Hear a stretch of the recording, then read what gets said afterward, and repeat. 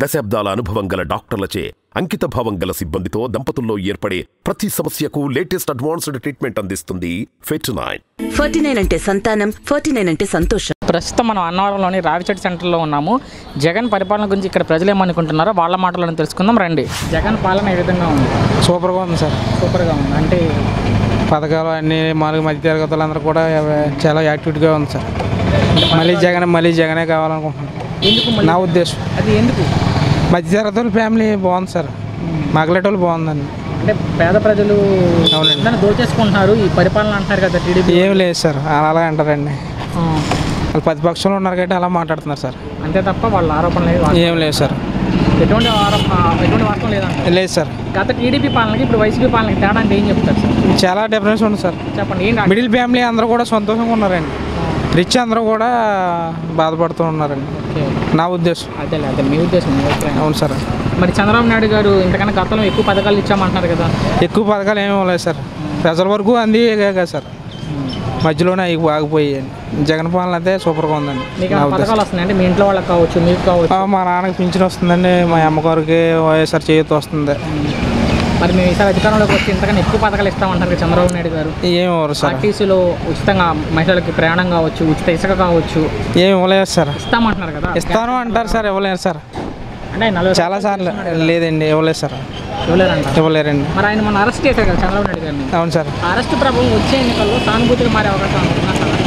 ఏం లేదు సార్, మామూలు మద్దతు పెట్టుకుంటున్నాడు కదా, దానివల్ల ఏం డిఫరెంట్గా ఉంటుందండి. లేదంటే అన్ని స్థానాల్లో పోటీ చేయట్లేదు కాబట్టి అవ్వదు సార్.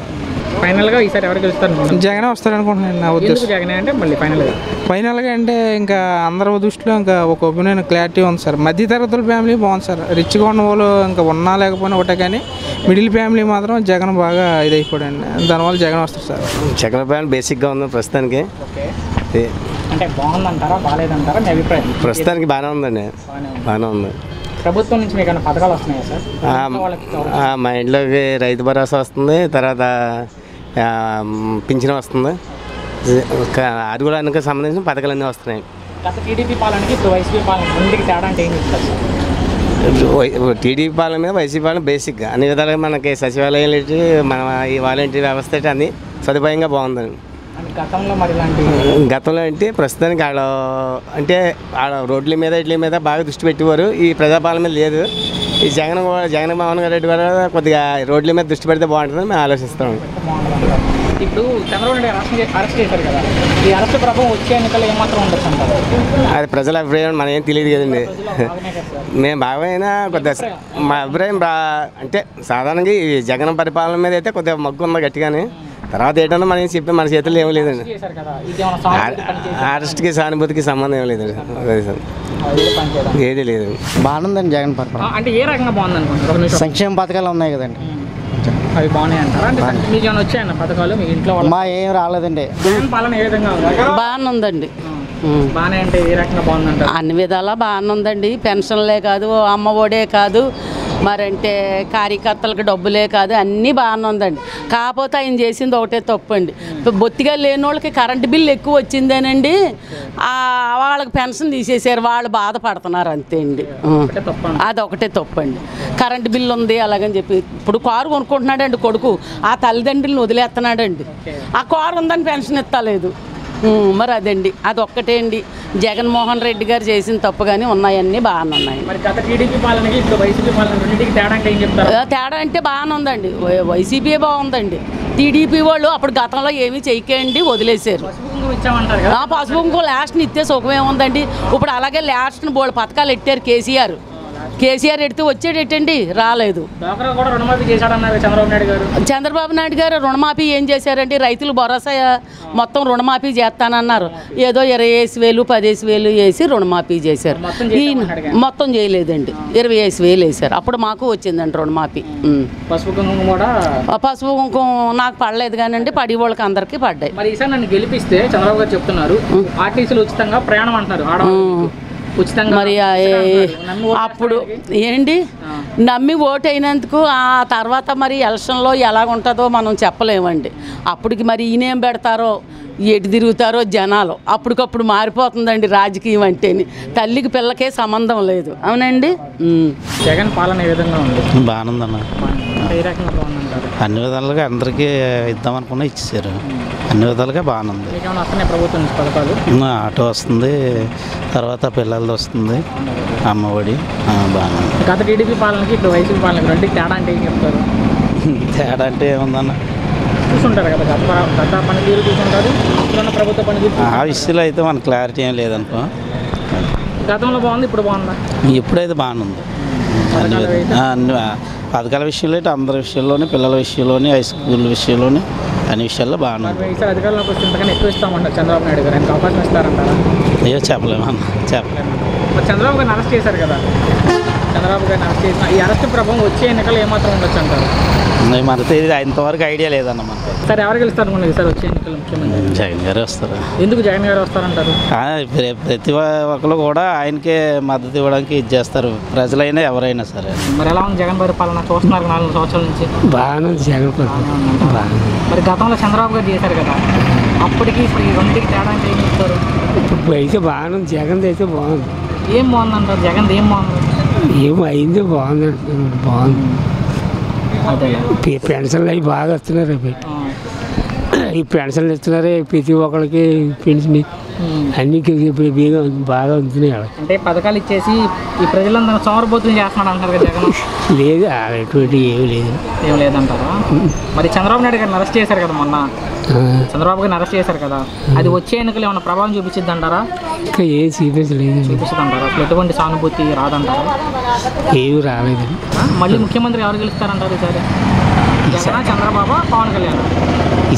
ఈయన జగనే గెలుస్తాడు అనుకుంటున్నారండి. ఓకే, జగన్ మీద ఉందండి అందరికీ ఆశ. ఆయన మీద ఉంది ఆశ అందరికీ. జగన్ అంటే ప్రాణం పడేస్తున్నారు. పత్తిపాడులోనా, అన్నవరంలోనా? అన్నవరంలోనండి. ఓకే, ఇక్కడైతే అన్నవరంలో ఆయన్నే బాగా చూస్తున్నారు. ఆయన అంటే ప్రాణం పడేస్తున్నారు జగన్ అనకూడదు.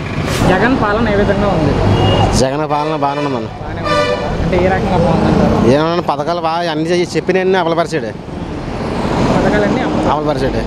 అంటే పథకాలు కేవలం వాళ్ళ పార్టీ వాళ్ళకి ఇస్తున్నారు కానీ సామాన్య జనాలకు ఇవ్వట్లేదు. అందరికి ఖాళీ ప్రతి ఒక్కరు ఇస్తున్నారు.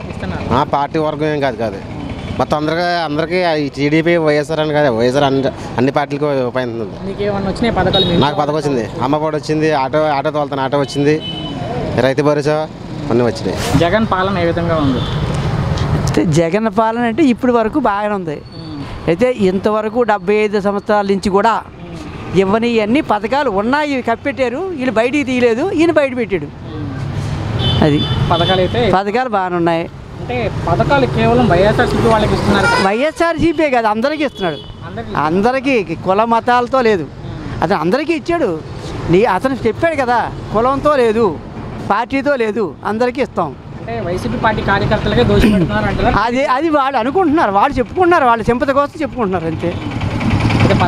పథకాలు అయితే బాగానే ఉన్నాయి.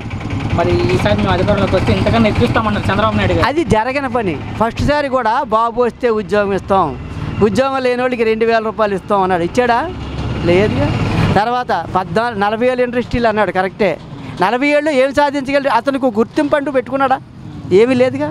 అంటే పసుపు కుంకుమ ఇచ్చాము. పసుపు కుంకుమ ఇచ్చాడంటే ఎంప్లాయీస్ తాలూకా ప్రావిడెంట్ ఫండ్ తీసుకొచ్చి ఇచ్చాడు, సొంత డబ్బులు ఇవ్వలేదు.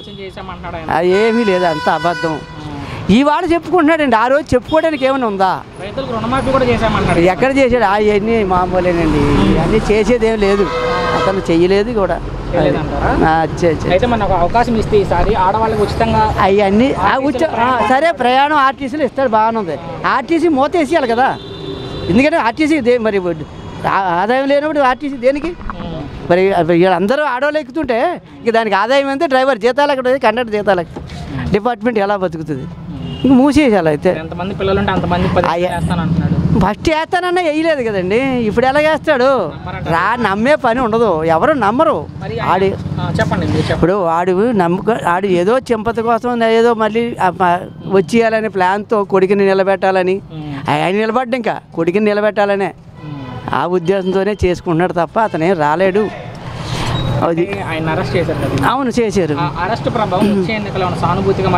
మారదు, అలా కూడా మారదు. ఎందుకంటే చేసింది క్లియర్గా అర్థమైపోతుంది కదండి. ఇప్పుడు కోట్లు పెట్టి తీసుకొచ్చాడు లండన్ నుంచి, అమెరికా నుంచి లాయర్ని, మన ఇండియా వాళ్ళు పనికిరారని. మరి వాళ్ళే చేతులు ఎత్తేసారు. ఇక నువ్వు చేసిందని గుర్తింపు నీకు బెయిల్ ఎందుకు ఇచ్చారు? దొంగతనం చేయబట్టికే బెయిల్ ఇచ్చారు. దొంగోడు అయితే నువ్వు వాదించి తెచ్చుకుని పక్కకు పోవచ్చు కదా. నేను అరెస్ట్ చేసినాడు మూవ్ చేయి, తీసుకెళ్ళి చెంపుతా, నీకు ధైర్యం ఉంటే. నువ్వు చేయలేదు కదా. అంటే ఇవన్నీ జగన్ అక్రమంగా పెట్టిన కేసు. అక్రమంగా పెడితే తప్పు చేయలేదు, రుజువు చెయ్యి. తప్పు లేదని రుజువు చేసి ఆయన తీసుకెళ్ళి జగన్ మూవ్ చేయి నీకు చేతనైతే. అది ముఖ్యమంత్రి వచ్చాను, ముఖ్యమంత్రి జగనే ఉంటాడు. రాబోయేలు అన్నీ ఉట్టి మాట్లాడి నిజంగా కనిపెట్టుకుంటే ఒకటే చెప్పాడు జగన్మోహన్ రెడ్డి. ఏం చెప్పాడు? నేను మీకు మంచి చేస్తే నాకు ఓటేయండి, లేకపోతే మాకు వేయొద్దు. వీళ్ళలాగా నాకు నీ చేసి ఇస్తాను, అది చేస్తాను, ఇది చేస్తాను చెప్పలేదు కదా. నేను చేస్తానని చెప్పలేదు, నాకు వేయండి అని అంటలేదు. నేను మీకు మంచి చేస్తేనే నాకు వేయండి, లేకపోతే మీరు మానేయండి. ఫైనల్గా మళ్ళీ ముఖ్యమంత్రి జగనే. దశాబ్దాల అనుభవం గల డాక్టర్లచే అంకిత భావం గల సిబ్బందితో దంపతుల్లో ఏర్పడే ప్రతి సమస్యకు లేటెస్ట్ అడ్వాన్స్డ్ ట్రీట్మెంట్ అందిస్తుంది ఫెట్9. 49 అంటే సంతానం, 49 అంటే సంతోషం.